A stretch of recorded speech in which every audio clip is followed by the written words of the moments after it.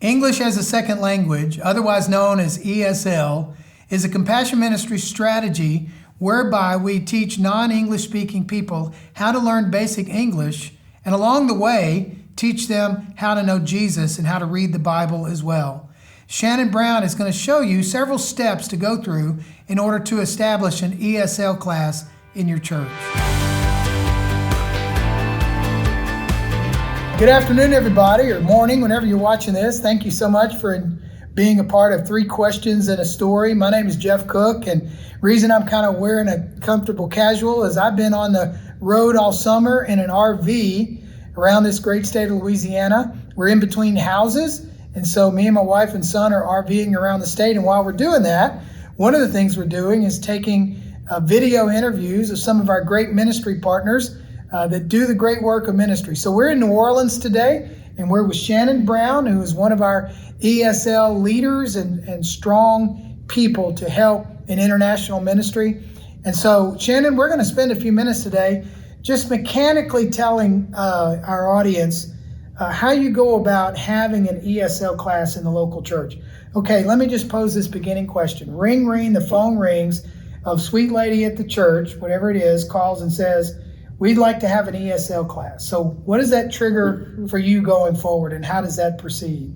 Yeah, so first of all, I would be excited to receive the call. I said, thank you so much for calling. And I would like to actually know how many people do you have with you that also would like to go along with you for the ministry. And then if you tell me the list of people, we can actually work together to actually do training at your church on site. We have a workshop that entails all of the elements that you need to know in order to actually get started. For churches that actually don't have an ESL ministry, it takes you from A to Z, all the steps that you need to take to do it. So we can plan a workshop on site at that church or online now since the pandemic. We've also had that option available on Zoom. So that's the first thing is to set up a workshop. ESL, we need to probably repeat that English as a second language is ESL. Yes. And so that is for people that do not speak English, that have come to our country, but need to speak English for functioning in life and then also presenting the gospel. So at that point, so you've got the group, and then I'm sure there's some calendaring and planning and all. Okay. A lot of that's, of course, done on their end. So I try to be as flexible as possible, for their convenience. So whenever they're ready, they throw some dates out, and then we stick it on the calendar and then plan. Right. How long does a workshop take when you're on site, typically? On site, everyone should know, it takes 11 hours. Wow. But it used to be actually about 18 hours. Yeah. So how do you do that? I mean, is it all like from 7 in the morning to 6 at night, or? Actually, we do it with 2 days. Usually we may do 2 Saturdays, one Saturday for maybe like 8 to 3. Okay. And then the next Saturday, just a half day. Or we can do a Friday night, a Friday evening, and then a full day Saturday. Okay. So however they want to do it. So it's work. Yes. Yeah, and it's a lot of teaching on your part and a lot of learning on their part. And a lot of hands-on demonstrations in person. Right, so. Okay, all right. Yeah. So you've trained a group of 7 to 10 people in the church. At that point, how do people who need ESL end up at the church? Are they already there, or do they go find them? How does that end up with a class getting started at the local church? That's a great question.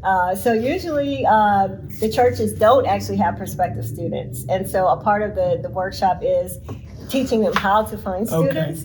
And so usually we can actually show them how to actually go to apartment complexes, or go to, if they want to focus on international students, how to go to the school to actually get permission to invite students in the neighborhood. So for example, when my church first got started, right after Katrina, we had a large influx of Spanish-speaking people around the church. And so we just kind of drove around the church and stopped on the spot and invited people to the class. So so during the workshop, we tell them different ways and different places that they can go to actually invite people to come to their ministries. So if there's no language that's common with people, how do you get that across to someone who doesn't know English?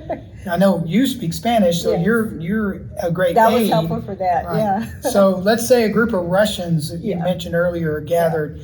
how would you communicate to them? Yeah, that's another great question. So it would be helpful if you have someone that speaks that language. Right. So now, unless you're actually reaching out to international students, of course, they speak English, they're more advanced. So that would be easy. But if you're targeting a group of Russians, when you actually create flyers or invitations, it needs to be in that language. Right. And you need to have a contact person that speaks that language, because when they call, they're going to call and text in that language. Yeah, So okay. it's helpful to have at least one person that can communicate, but So- not necessarily there to teach. Yeah, yeah, that's great to understand too. So it appears to me that activity is really necessary to build trust Yes. with groups of people that are really alienated from everybody else Yes. because they can't speak the language. Yes. So how hard is that, to build that trust with that cluster of people?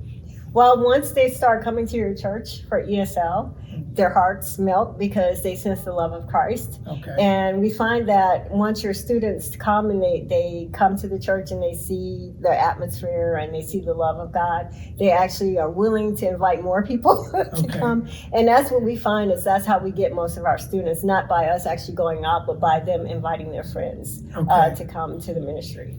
So if a church got started with all kinds of zeal and no population, and 2 or 3 came, don't get discouraged? Is that what you're saying? Exactly, 'Cause yes. what happens over time? Eventually, you will Mhm. have more. Okay. And yes. Especially because our churches were good at, sharing the love of God with the people that come to our Mhm. ministries. They'll be excited to invite their friends. Another just mechanical question. Would you be able to do ESL with multiple language groups? Yes. Okay. all Yes. right.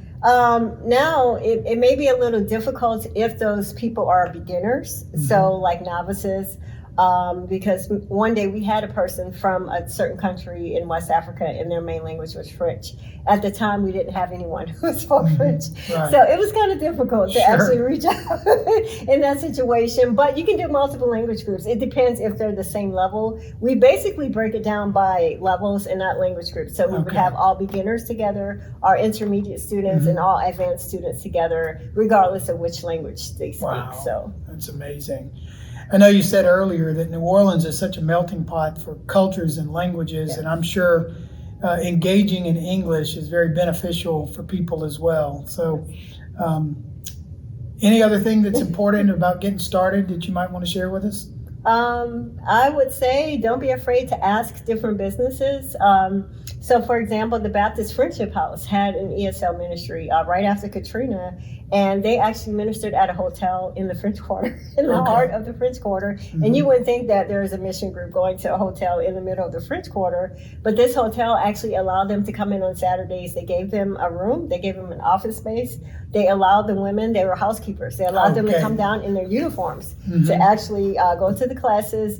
And the missionaries from the Friendship House actually shared lessons with them and shared scripture and prayed with them. So you never know if you don't ask. Like if God puts on your heart to go to a certain business or a certain organization, you never know. They may be open to allow you to have your ESL ministry there, or to actually, invite their employees. So That's a definitely. great comment, because the benefit to the hotel is they can communicate with their Yes. employees. Yes. Very practical, very simple. Yes, sir. And then the benefit of the worker is that they are more inclined to feel blended into the culture because they can communicate Yes. with guests and needs and all kinds of things. That is awesome. Well, we want to encourage everyone to consider English as a second language ministry in your church. As you've heard from Shannon, it's pretty simple to get started after the 11 hours of training.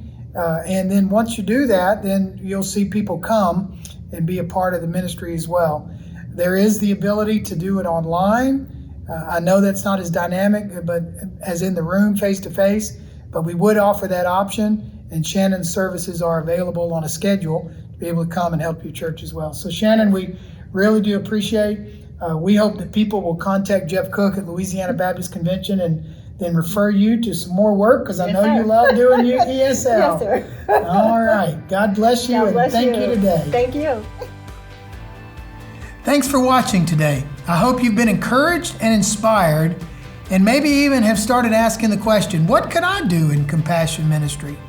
As you hear from the Lord in that, I'm sure that God will give you great ideas. to engage your community with the message of Jesus Christ.